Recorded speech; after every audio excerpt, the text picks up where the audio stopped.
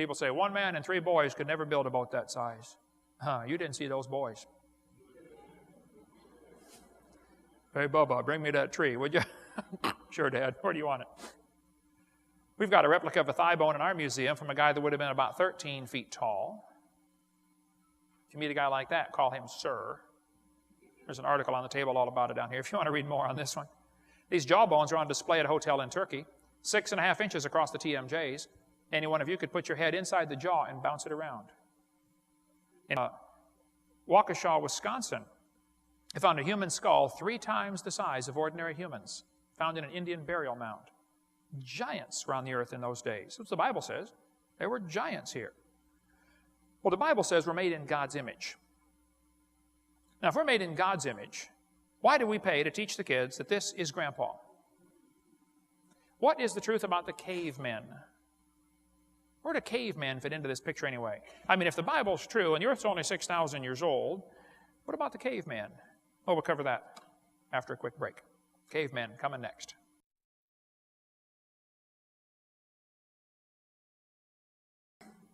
Well, thank you for joining us. We're going to continue now talking about the Garden of Eden and what it was like. On Seminar Part 2B here, we're going to talk about the cavemen and quite a few other topics.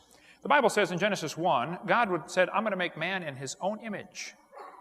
If we're made in the image of God, why do we teach the kids Grandpa was an ape? Now, evolution teaches we're getting better and someday we're going to become God. The facts are we're getting worse. Things are falling apart. We now have an incredible genetic load. We are mentally and physically deficient compared to Adam and Eve. Things are not getting better, but we all teach the kids in the textbooks, this is Grandpa. What's the truth about the cavemen? Is it possible for an ape-like creature to turn to a human?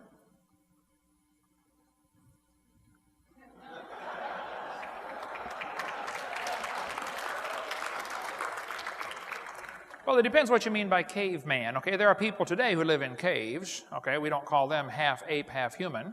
There's the world's most wanted caveman right there, Osama bin Laden. There's a former caveman. I think someone's trying to make a monkey out of us. Was your ancestor an ape-like creature? I don't think so. Let's talk about a few of the so-called cavemen. We could spend hours on this topic, but we got more to cover here. Nebraska man was used for years as evidence for evolution. All they found for Nebraska man was 1 tooth. That is the entire Nebraska man right there. 1 tooth. Then they built an entire man from that 1 tooth and later made him a wife. Now you have to really be good to know what his wife looks like from his tooth. Okay, but these are professionals. Don't question them, okay? They know what they're talking about. Later they found out the tooth actually came from a pig. There's the real Nebraska man right there. How about Piltdown man, named after the gravel pit it was found in Piltdown, England. Somebody took a human skull and an ape's jaw, they filed them down and fooled everybody. In 1912, they discovered the Piltdown man. It was in the New York Times. Darwin theory proved true from the Piltdown man. It was going to be used in 1925 at the Scopes monkey trial as part of the evidence for evolution. But the judge said the question is not, is there evidence for evolution? The question is, did he violate the law of teaching? So he was found guilty of breaking the law. The teacher was John T. Scopes down here in Dayton, Tennessee. But Piltdown man was a hoax. Somebody had taken an ape's jawbone and a human skull, broke the TMJs off, made them fit together, and fooled everybody, filed the teeth down. For 40 years, it was in the textbooks as proof for evolution. It was a fraud, exposed as a fraud. 1953. Neanderthal man is still in your textbooks, used in your town here in Knoxville, Tennessee. But it's been proven years ago it cannot possibly be a missing link. Long story about the Neander Valley, named after Joachim Neander, that wrote the song in the songbook, Praise to the Lord, the Almighty, the King of Creation. Great godly man. Back in 1856, they found a skeleton petrified, a man petrified, in this valley called the Neander Valley, and they named it Neanderthal man. The back was bent over. Well, apes walk on 4 legs and man walks on 2, so when the Darwin's theory became popular, they resurrected the Neanderthal man and said, oh, wow, maybe he's slowly evolving, he's coming up. Well, they've known from the very beginning it was an old man with arthritis who's slowly going down. He's not coming up at all. He's headed down. But they still keep him in the textbooks. About 300 Neanderthals have been found. Their brains are bigger than ours. Their bone structure was incredibly strong. They said they had so many muscles that the average Neanderthal could probably pick up the average NFL linebacker and fling him over the goalpost. Phenomenal strength in the Neanderthals. They gave the same skull to 9 different artists and said, what did he look like in life? They got 9 different answers. They said, what would you like him to look like? We're artists, you know. We can make him, you want him ape-like or human-like? You tell us what you want. We'll do it. Jack Cuazzo, a friend of mine from New Jersey, has been a dentist for 32 years. He came and spoke at our conference a few weeks ago at the boot camp we had in Pensacola. He studied the actual Neanderthal skulls in Europe. He said these Neanderthals are just perfectly normal humans that are living to really great age. See, before the flood came, the people lived to be 900.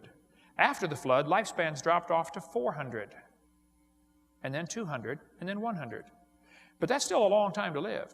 And it's a simple fact, the bones of your eyebrow ridge never stop growing. So if you could live to be 300 or 400 years old, your eyebrow ridge would stick way out. People today that use their jaws a lot, like the Aborigines in Australia, are always using their jaws as a vice. They don't carry a toolbox with them.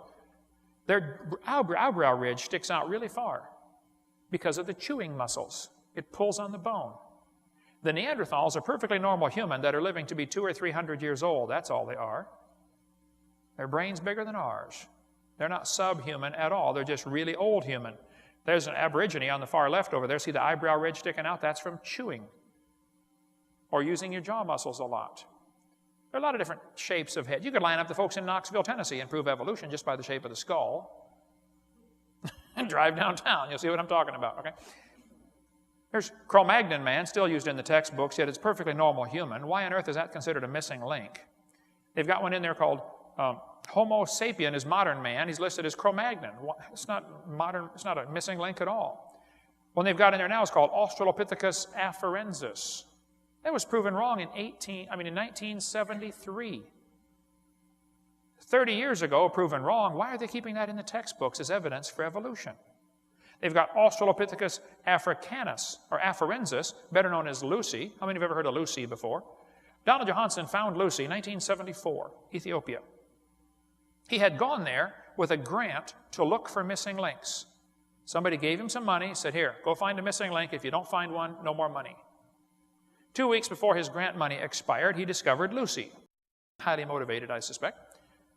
And that would be a suspect, by the way, in a court of law, you know. Lucy was 3 feet tall. It was obviously a chimpanzee of some kind. Now, the bones of the skull were crushed thoroughly. Could not tell anything about the skull. But when they put it together for your kid's textbook, they can make it half human, half ape. They named it Lucy because they were listening to the song, Lucy in the Sky with Diamonds.